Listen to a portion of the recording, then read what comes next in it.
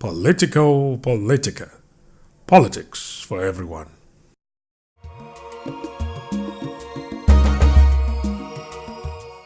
Welcome back to Politico Politica with me, your host, Isabella Akinseye. It's time for our Project Nigeria segment. So you've been a lecturer, so yes, you know about projects. So let's look at Nigeria as a project. As a project, yes.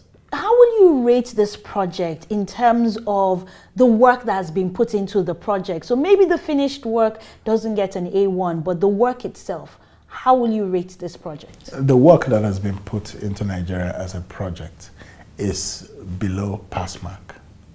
It's below pass mark because it's one thing to talk about a good country or a good Nigeria. It's another thing to do the things that create a good country. Our leaders and many of our citizens have not walked the talk of what should create a better Nigeria. And that's why I'm running for president, because I have a vision to make Nigeria actually work. But I know that unless someone like me has the authority to provide that type of leadership, if the wrong people have the authority, we're going nowhere. They can talk and talk, but when they get in there, you see, you can't grow left-handed in old age.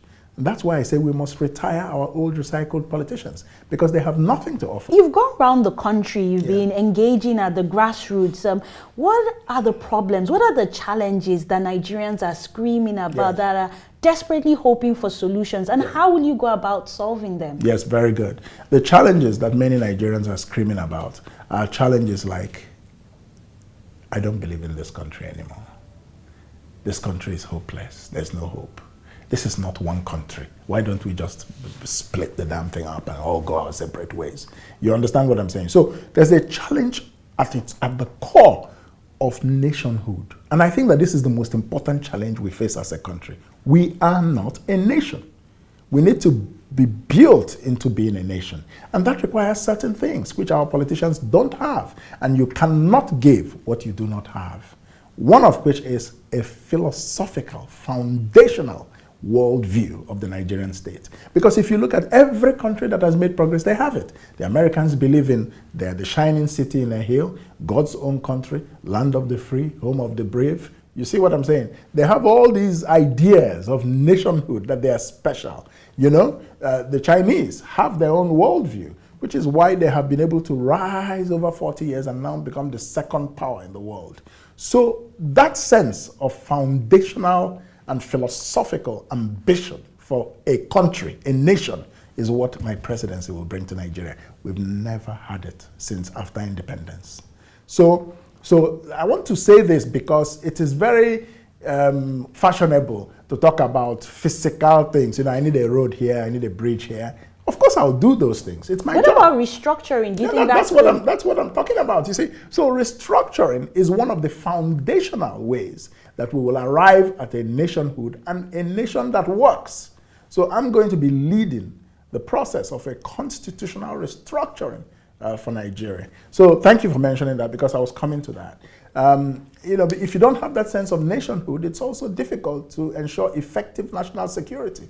You know, because and then, so there are many problems. But if you bring good leadership to it, and there's something else I'm going to bring on top of a foundational approach to solving Nigeria's problems. Mind you, I will not in 4 years solve all of Nigeria's problems.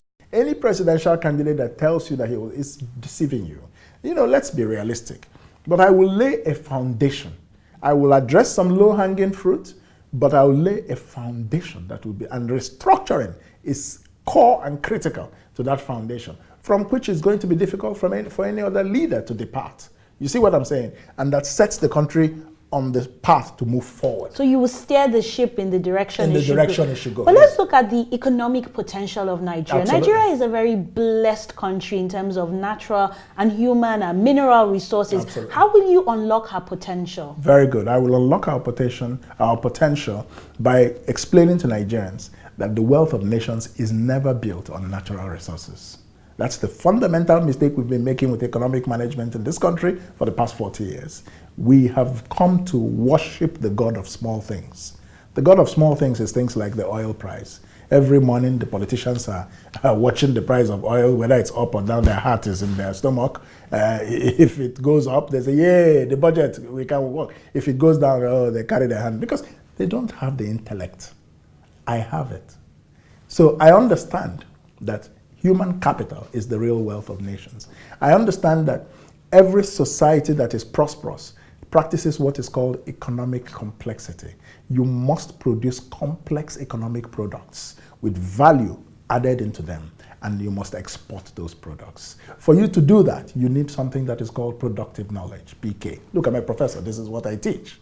You know, so I can tell you in my sleep, and I've been a deputy governor of the central bank. So if you put me in Aso Rock, from day one, I know what to do about the economy, you know. So we need you need that productive knowledge and the skills base, you see what I'm saying, which calls for educational reform, which calls for what I'm going to do as a low-hanging fruit immediately.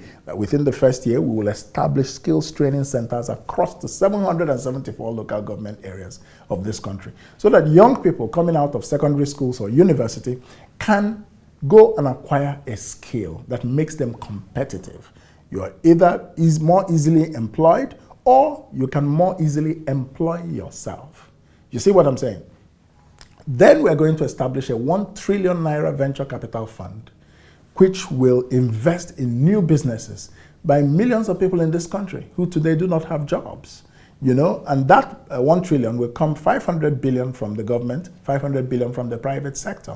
It's going to be run by the private sector so that there's no mago-mago in it. And I think it will be, but we'll set targets for them, including social inclusion targets, like investing in businesses owned by women, for example. So security, how will you make sure that the life of the Nigerians still has value? Absolutely. How will you protect our borders? Absolutely. Now, security, my approach to security as president will be, first of all, a better understanding of what national security means.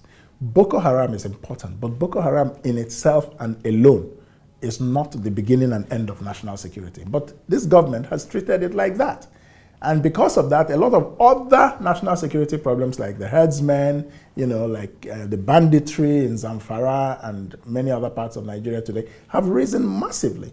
So we have to have a better understanding of what national security means. It means Boko Haram, it means herdsmen, banditry, it means cyber security, the security of our computer systems. It means the poverty problem in Nigeria is a fundamental national security threat. If you have your population rising, unemployment rising, and poverty rising, you're setting up a time bomb. So we need a more sophisticated understanding of national security. Then I will appoint a national security architecture that is professionally competent. Right now, the professional architecture, security architecture, is headed on the basis of parochial sentiments. 99% of them are from one part of the country and one religion.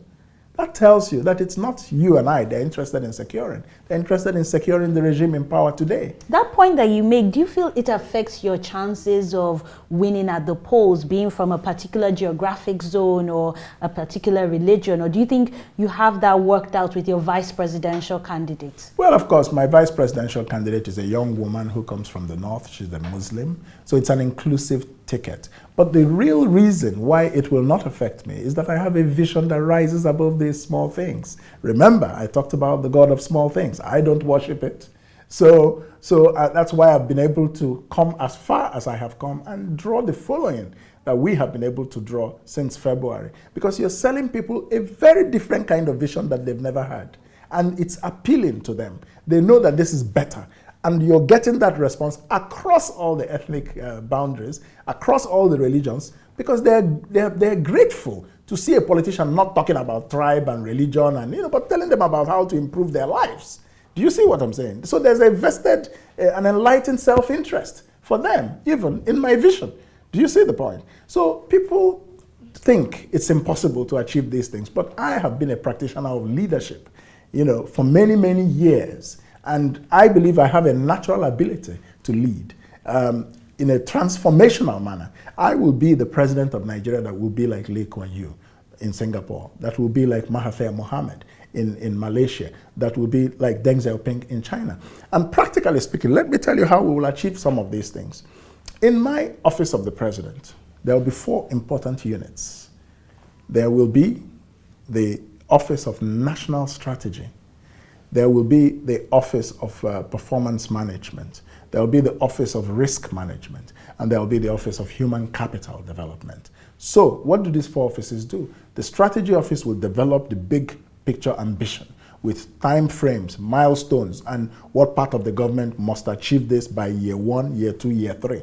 Then the Office of Risk Management will help me to manage the risks that can prevent us from achieving these strategic ambitions. And those risks can be many. There can be political risk. You start pandering to political interests and you deviate from the vision you've set out.